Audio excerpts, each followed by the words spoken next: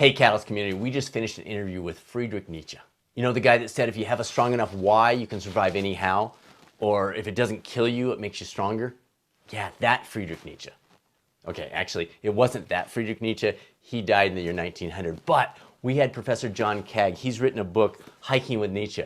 And what we did in this interview is we talked through many of his most famous quotes, Nietzsche's most famous quotes, what they meant, how they apply to what we're doing today. So really fascinating, fun conversation. Again, this is the unedited video version for those who are subscribers here on the YouTube coaching channel.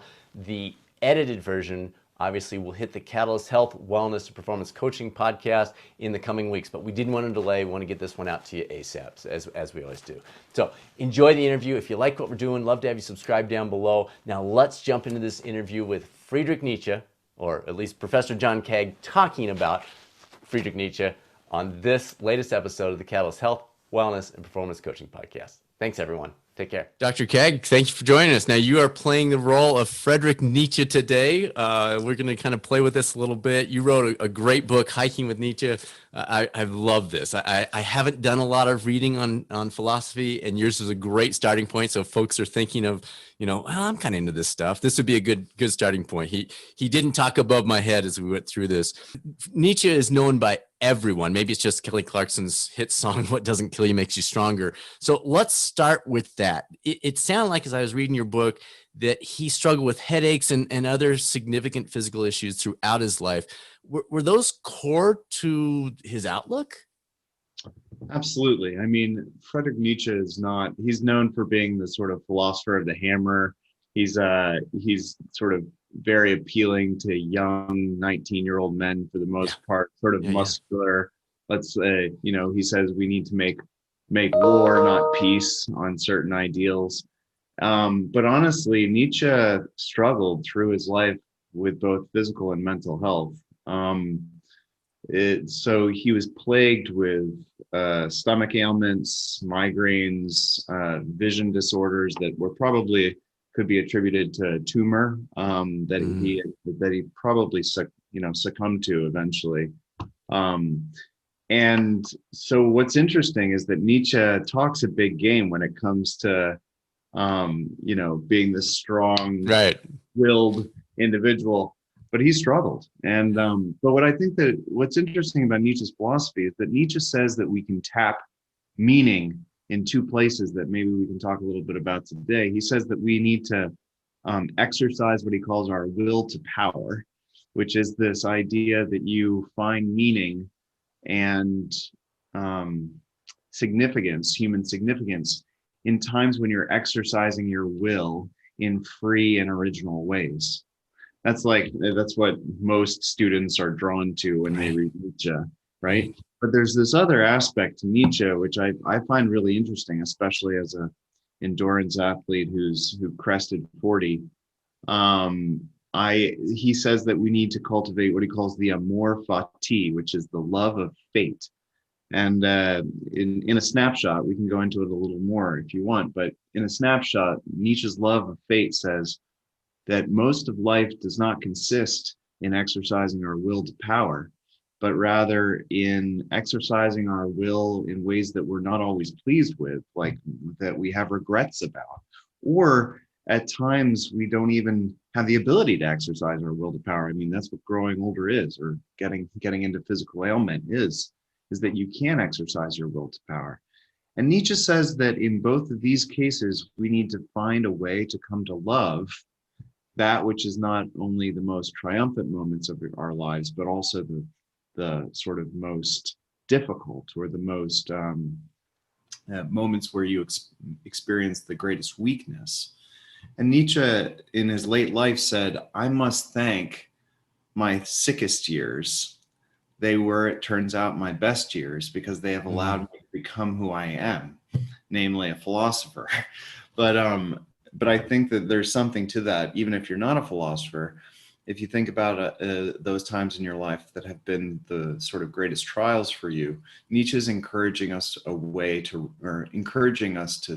reorient ourselves around those difficulties. So just to jump in there on that quote, so love the most difficult times. to me, that's like another degree, because I see him as saying the difficult times build you, they create you, and you're saying he was taking it one step further. It wasn't just dig into them, soak them in, ponder them. It was literally love those times. That seems like an important distinction. Yeah, it is. It's a very important distinction. I mean, he gives us this thought experiment, which I say both to my students, but also when I'm coaching, I say it to my athletes. I say, here's a little thought experiment. Nietzsche gives it to us. It's called the eternal return. And Nietzsche says this. He says, what if a demon comes to you in your loneliest of lonelies and says that you have to experience this very moment and all of your life over again, not just one, two, or a dozen times, but an infinite number of times? And would that experience, or would that challenge crush you or elevate your soul?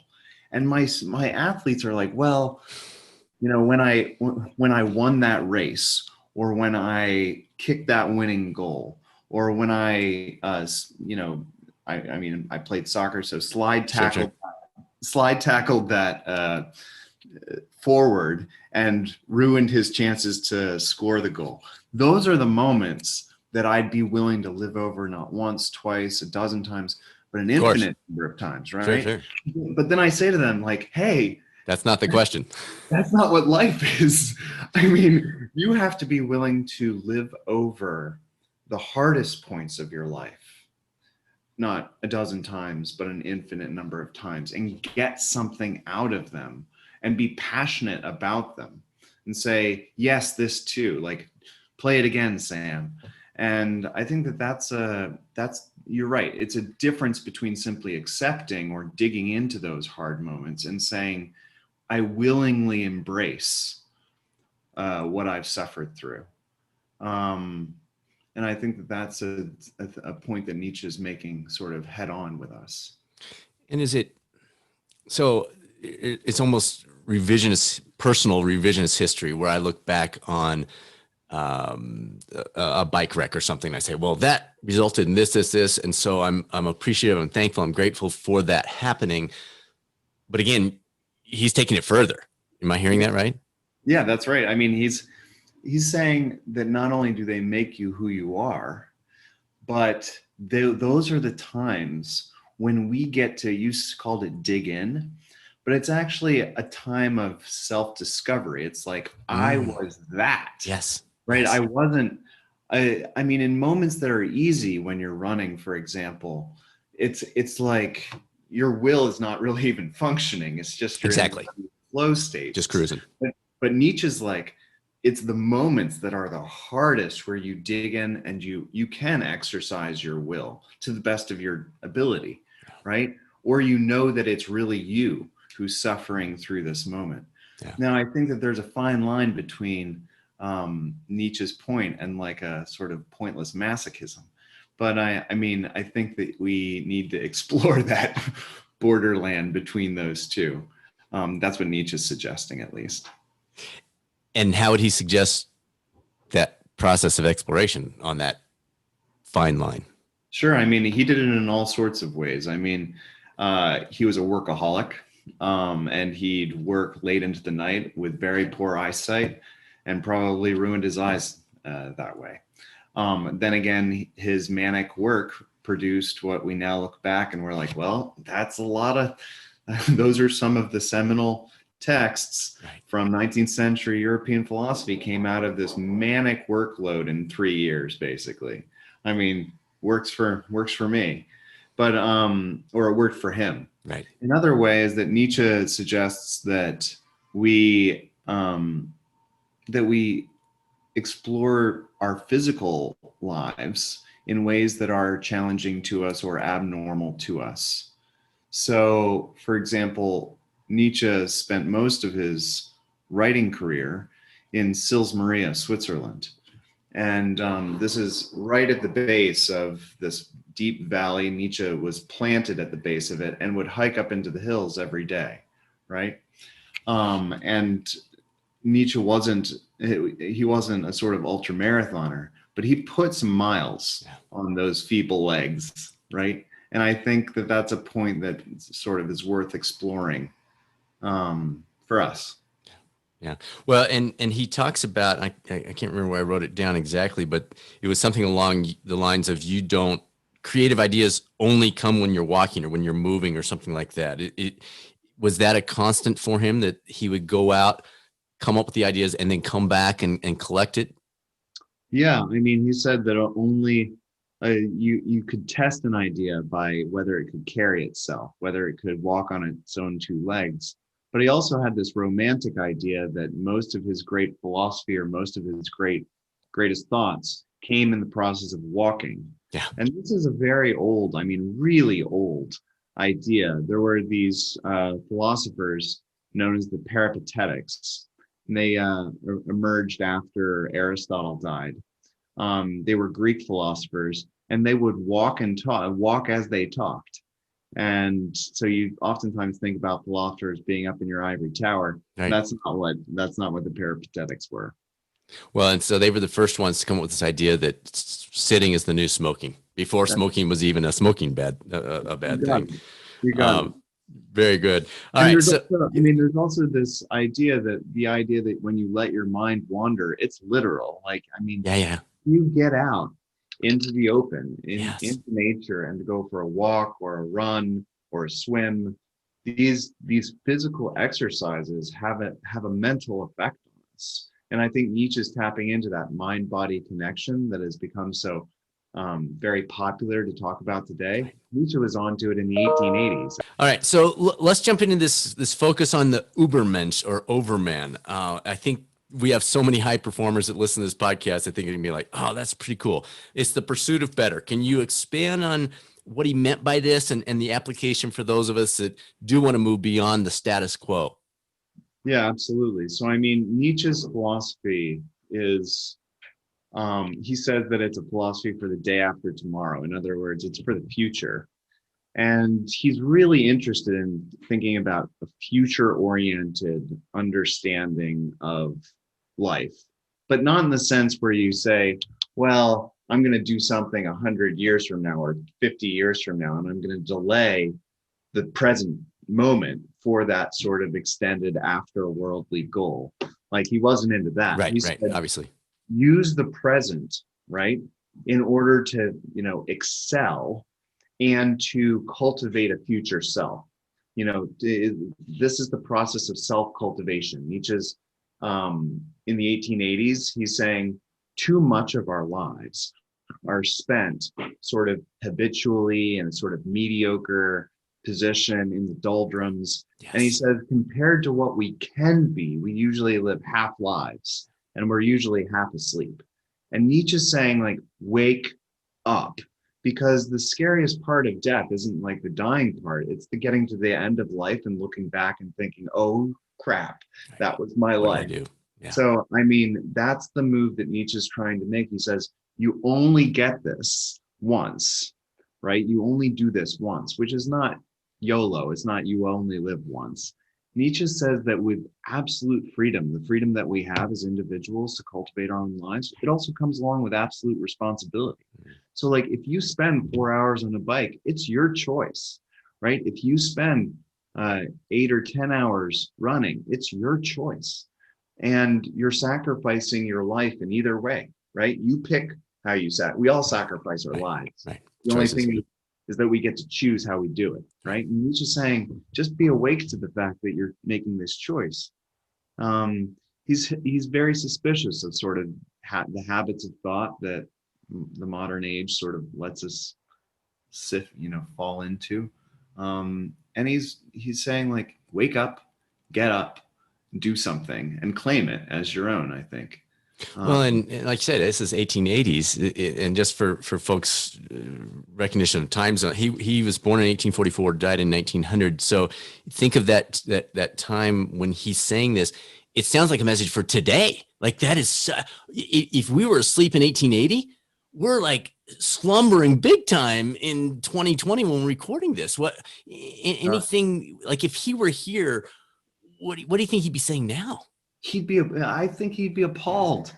I mean, he'd be appalled at the confusion of luxury and convenience with virtue. So in other words, the idea that life, the best type of life is the easiest type of life. Nietzsche thought that this was a bourgeois, sort of high middle class European ideal that operated through the 19th century, which now happens to be today.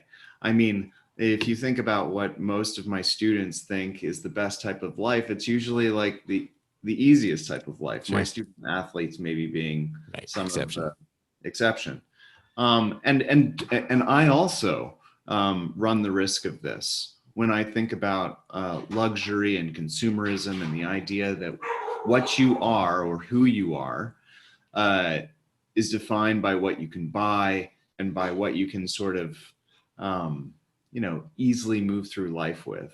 And I think that this is something that Nietzsche says, no, let's be reasonable. He says that one of his first books is entitled The Gift. So it's called The Birth of Tragedy. And in it, he says that where life is most vividly lived is in this Greek word called agon, which gives us agony, which is called, the agon is a word for struggle.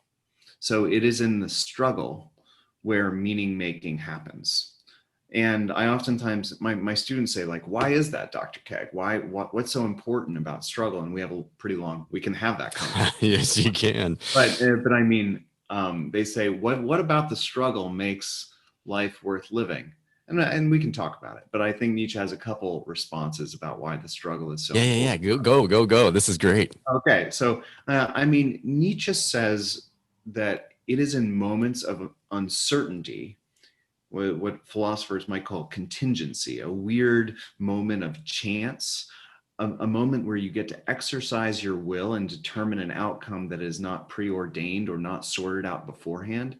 If you think about sports, like, it's filled with those moments of contingency. It's like, is the ball going to be kicked here or here? Am I going to be able to hit my PR or not?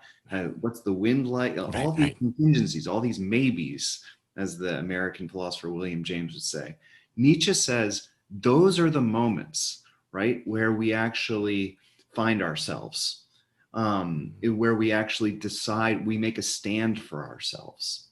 Is it finding ourselves or creating ourselves? I think it's a mixture of both. So I say, is it a process of discovery or creation? Mm-hmm. And I think it's probably a little bit of both for Nietzsche.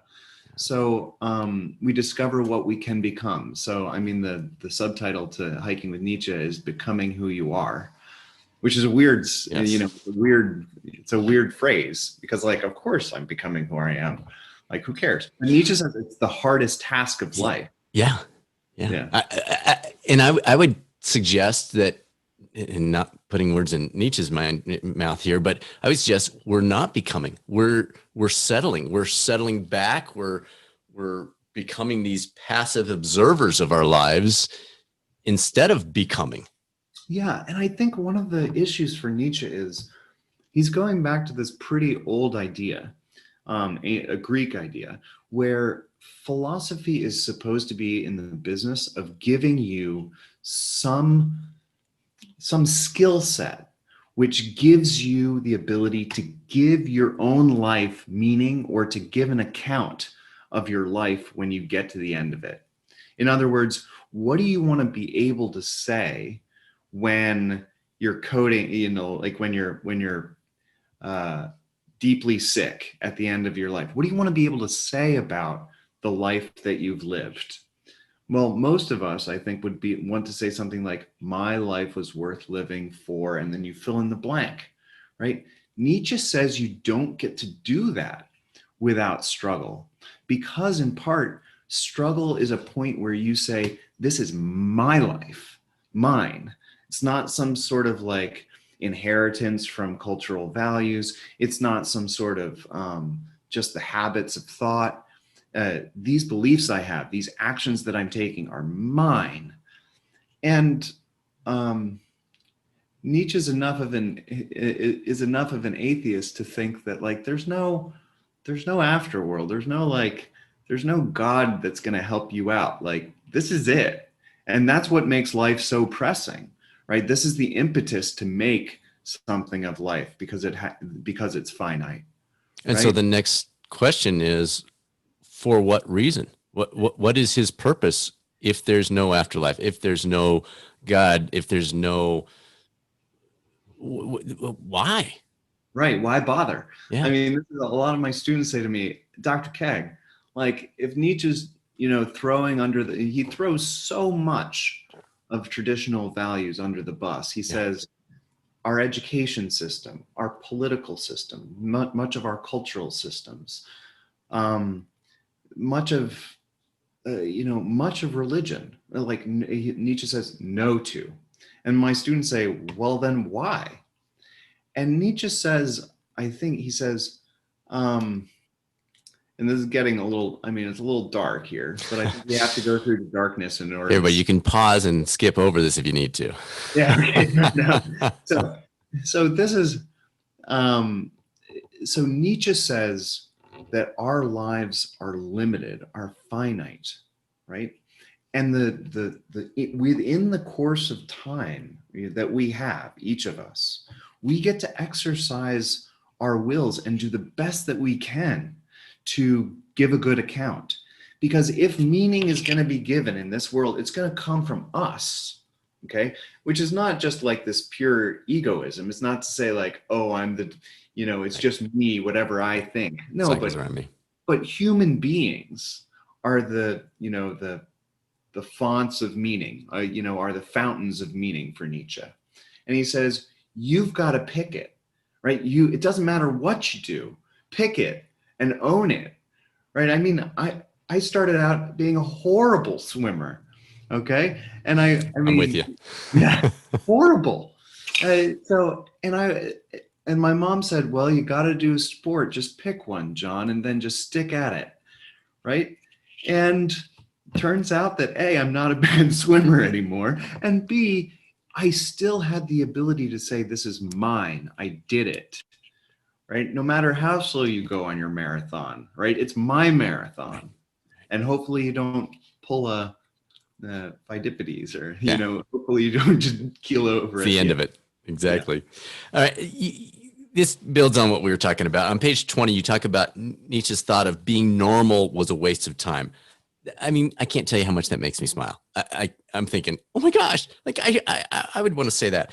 Can you expand on this idea, what it meant for him, but more importantly, what does it mean for us? Sure.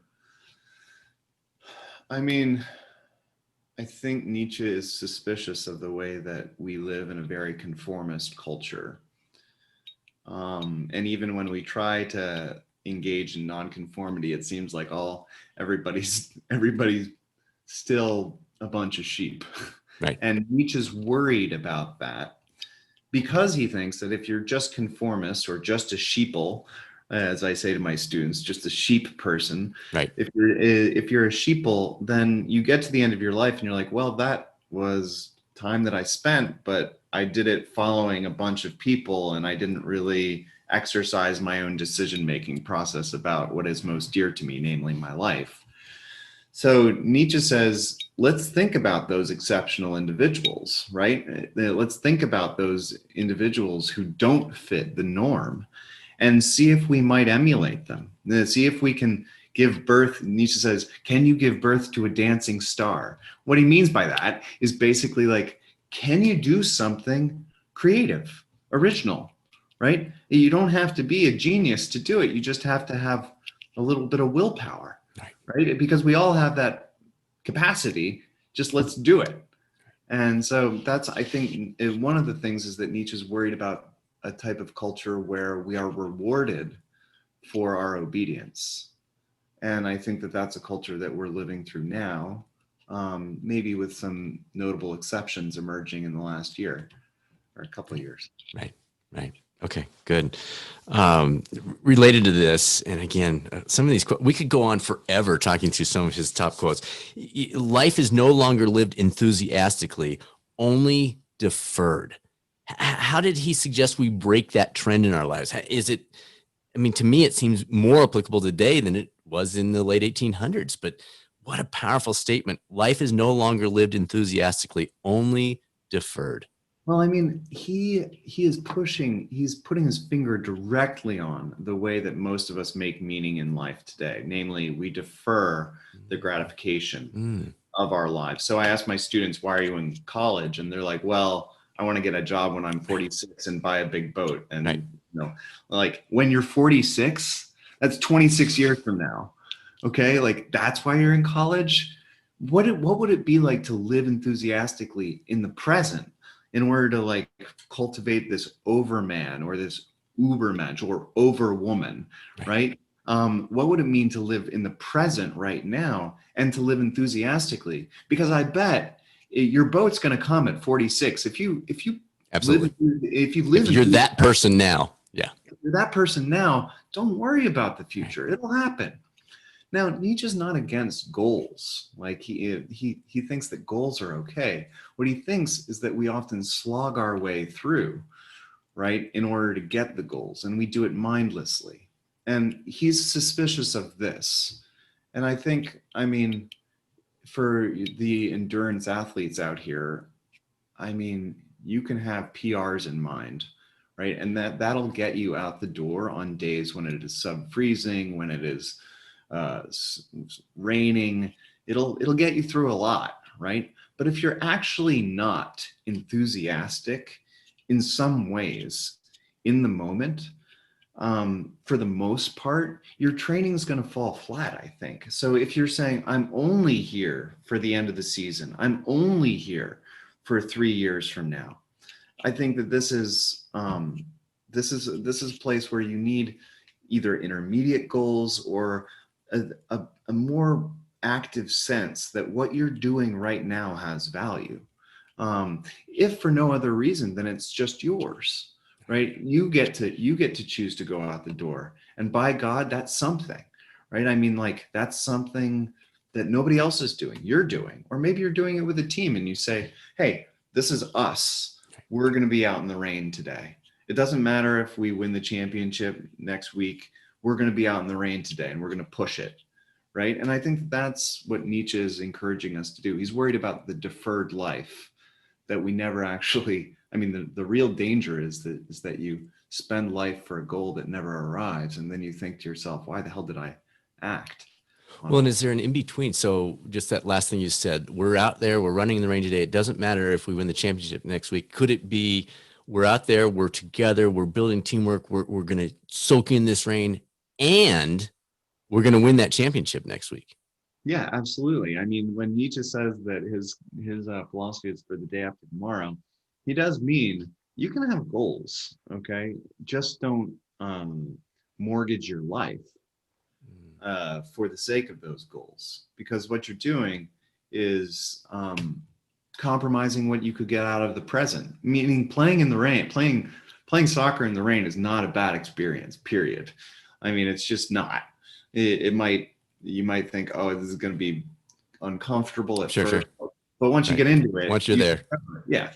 Right. So And yet you said he had this 3-year period where he was just head down, rise and grind, working to the middle of the night. How does he, or how would he, if we were talking to him about it, combine that perspective with that action?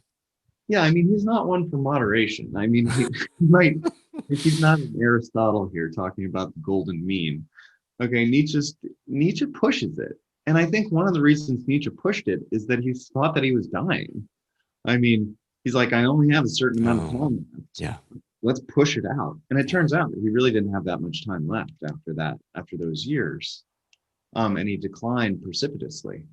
So I think it's the sense that, so I mean, the preciousness of life is something that drives Nietzsche into almost frantic action, which I think also is the case with many people today, or some people today, when it comes to going after sport, sports in Mhm. certain ways or athletics in certain ways. Okay, so another very, very, very powerful quote most people have heard in some format is, "He who has a why can live to bear almost any how." Yeah. What did he recommend for cultivating that why? Yeah. Well, he's getting this from another philosopher by the name of Arthur Schopenhauer. Schopenhauer says, the point of life, the meaning of life must be to suffer. Otherwise, there's no point in life.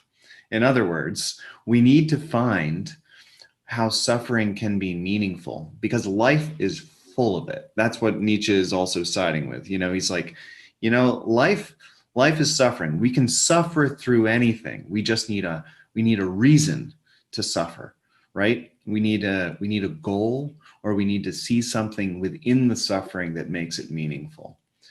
I take this in two ways. The first is similar to what we've already discussed, namely, in these moments, we get to explore who we are and who we can create and what we can become. That's the first sort of situation. But the other situation, I think, is a bit more hard to wrap, at least my head around, which is this, that when I come into contact with an endurance athlete, okay, or any type of avid runner, there's this deep respect.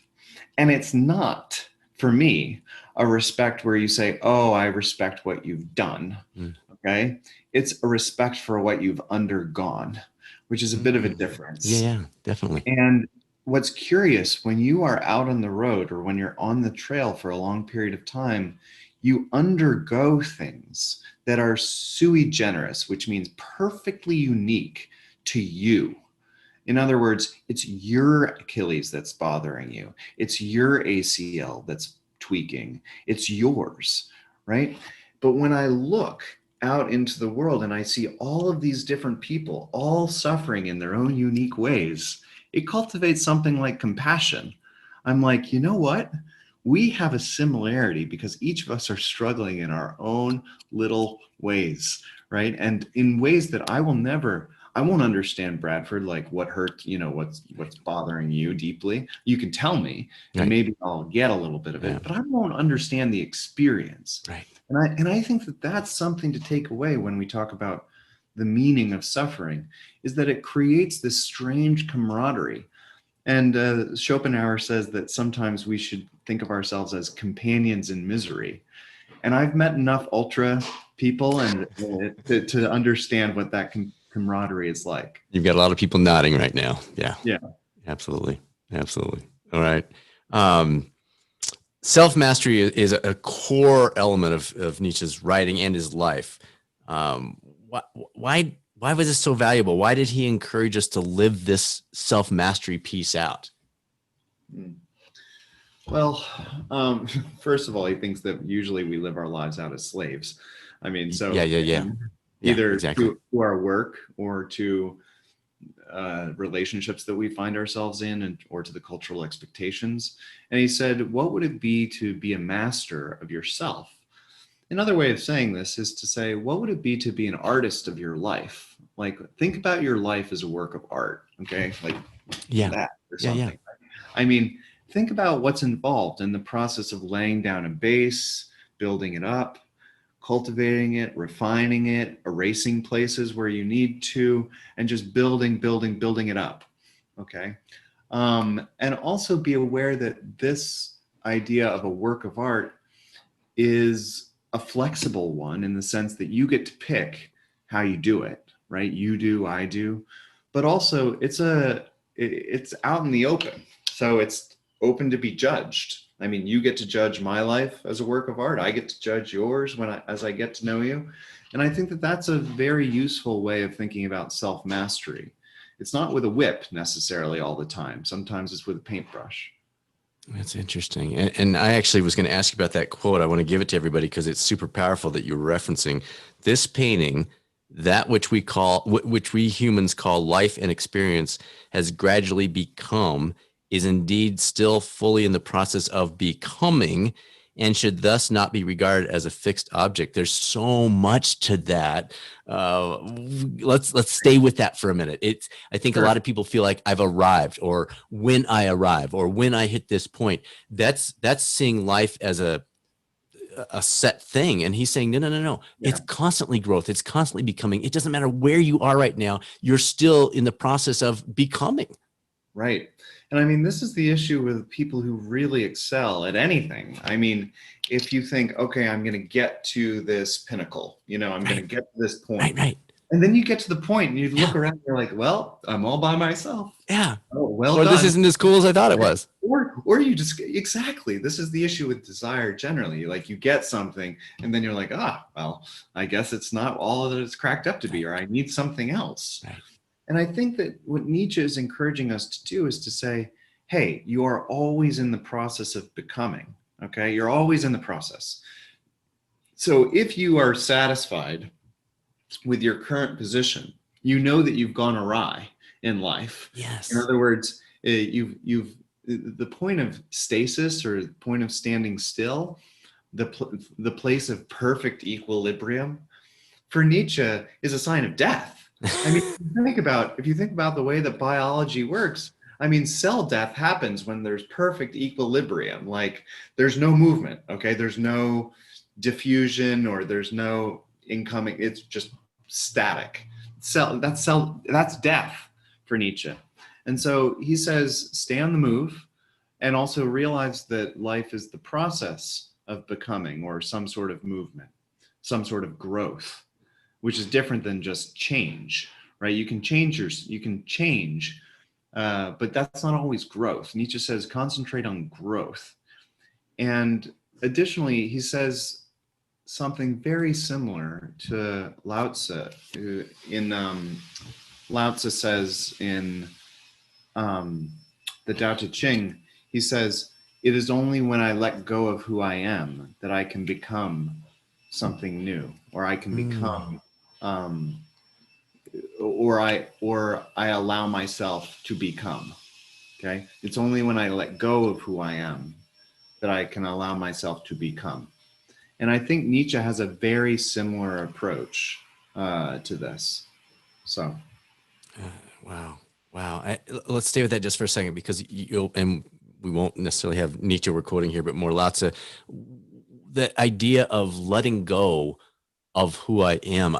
I think that's a powerful one. From as simple as our daughter was a great gymnast in high school and was ready to let it go, but as a sophomore, but didn't because identity wise, well, who am I if I'm not a gymnast? I've had that struggle with various aspects of my life. I think a lot of people struggle with, I think there's something better, but if I move on, I'm no longer who I'm identifying myself as being. Can you talk us through that a little bit, or maybe how Nietzsche would have approached that struggle? precisely. I mean, there are a lot of things like that we commit ourselves to that then solidify our identity in a very Yes. concrete way. So, for example, I'm a father, or I'm a husband, or I'm a runner, or I'm A a swimmer, professor or a or a writer. Yeah, yeah, triathlete, yeah. something, right? And those things, Nietzsche says, can be life-giving, right? They can be places where we tap meaning. But we should also notice that those things where we tap meaning might keep us from tapping meaning elsewhere. And he says, be comfortable letting go of those things and moving on to explore other avenues. And if you are scared of letting go, okay, if you're scared of letting go, if you're scared of anything, Nietzsche says that instead of looking away, which might be our default setting when we're frightened, Yeah. Nietzsche says that those things that make us afraid, which scare us, deserve our immediate attention. Mm, Terror is a sign that more thought needs to be given rather than an indication that you need to run.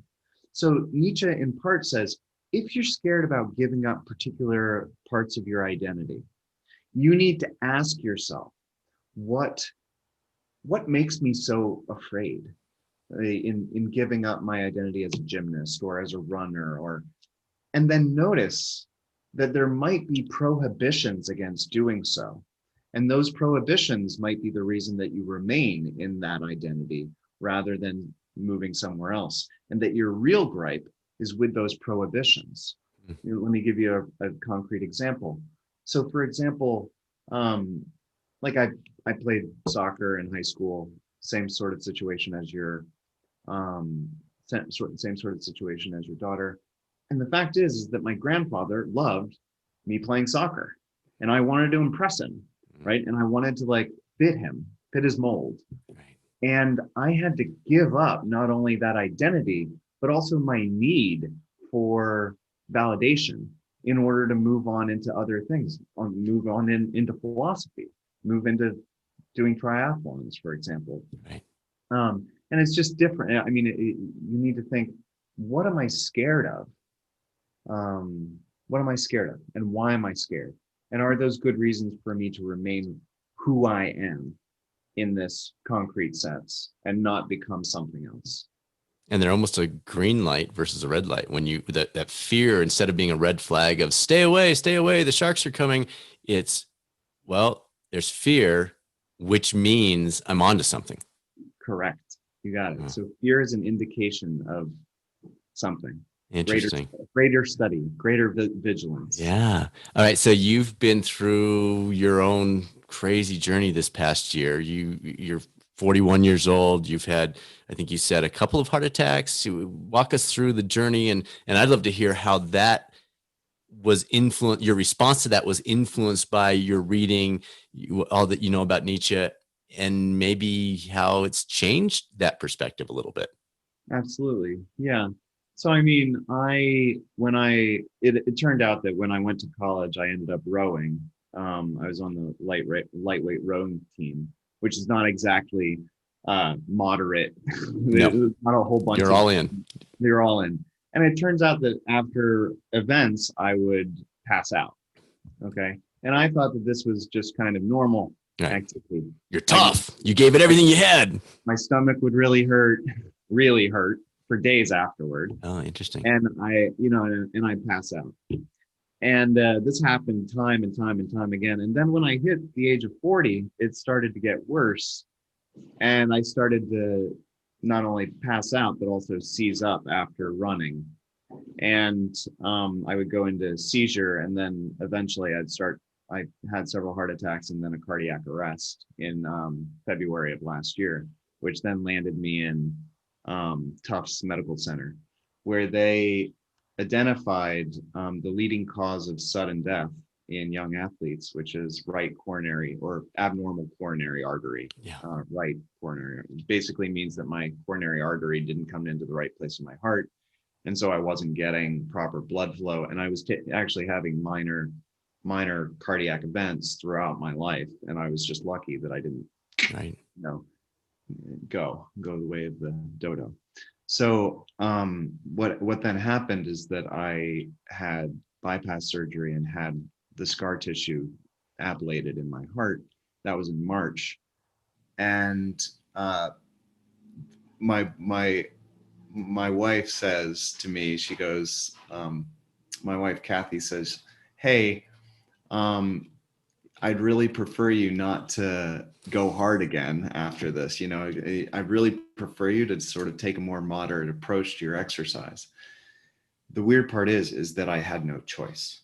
So if you go through bypass surgery, your blood count is totally messed up. You're really in bad shape for several weeks and months. And so I had to dial it back. And that process of dialing back made me realize that there are other aspects in your life that you can push at. It doesn't just have to be your training regimen. It can be, raising kids, or it can be cleaning a house, or it can, honestly, for people like me, it can be sitting on my butt, which is a challenge, right? I mean, these challenges don't have to come just in the form of standard exercise, right? Sometimes for me, what had become a habit was my training regimen. And the issue was to break that and to force myself to not be stupid, right? So that's that leaving behind piece. That's that, well, wait, when I train, I do intervals. When I train, I do tempo runs. You were saying from now on, or at least for the time being, it's going to be different. I'm running 8:30s right now, right. which I'm not running 6:30s. I'm running 8:30s. And I just have, I mean, for my livelihood, I have to. I mean, maybe I'll get back to the place, but it's been a learning experience, and it's been something completely novel. And it's also been a case where Nietzsche, all about it's not all about successes, or triumphs. It's about being able to see your life in a genuine, authentic way, and to be honest about yourself, about who you're becoming. I'm becoming older. Okay. That's very difficult for me to face. Okay. Nietzsche says the difficulties we face, you need to look at them. Okay. They're signs that you need to give more thought to them. Now, am I going to just be a couch potato and just turn gray and be done? No, probably not. Right. But I'm gonna be smarter about this. I'm gonna try to, and probably be more courageous about it, and say like, hey, I don't need my training regimen. I'm just gonna go out for a nice run. That's difficult for me. Okay, that's more difficult than pushing it hard. Right. And I think that many of your listeners probably are in a similar situation. I mean, if they were laid low with a ailment, the main difficulty is, I mean, the prospect of not pushing it hard is brutally difficult for me. And so, I mean, that's what I have gone through. And Nietzsche sort of has been in the background here, saying, what are you really scared of? Well, I'm scared of, what am I really, he goes, you must have the courage for the forbidden, right? What am I really scared of? What are the forbidden questions for me? Well, in part what I'm scared of is getting older. What I'm scared of is feeling infirm, out of control. I worry about becoming fat and out of shape. I worry about not being able to hit the times that I used to hit. These are things that I'm scared of. I'm worried that probably somewhere deep down, like I'm worried that, like, if I can't hit these times or be perfect, then I won't in some ways be lovable or worthy. Like, I'm worried about that. And that's honesty for your readers or listeners. I mean, I'm worried about that. Nietzsche says, if you're worried about it, if you're scared, look at it, right? Because usually we just look the other way, right? And just keep running as fast as you can and act like it's normal. Nietzsche says, look. And so, I mean, the last 6 months have really been the opportunity for me to come into contact with some questions that I think I'd been running from for a long time. And so that's something that I think Nietzsche would say, well, it didn't look exactly like climbing a mountain, but it was difficult. So as my running partner, Richie, used to say, bank it. Yeah. Nice. Love it. Well, that's a great place to wrap up. How do people follow you? How do they keep track of what you're up to? You've got a new book coming out. You want to mention that one, and then a Twitter, website. How can people keep track of what you're up to? You can find me on Twitter at John Kaag is my handle, Twitter handle. And then my new book came out in March. It's called 6 Souls, Healthy Minds, How William James Can Save Your Life. And then I just recently wrote a long form piece for the American Scholar called How to Live with Dying, which is a piece about running and about coming back after bypass surgery. And I think that your listeners might be interested in that. And just search for that under your name, probably. Yes, that's right. Perfect. John Kaag. And I really want to thank you for this opportunity to chat. This was fun. Yeah, this is really fun. Well, I appreciate your time, Dr. Kaag. Thank you for jumping in. My pleasure. Thanks.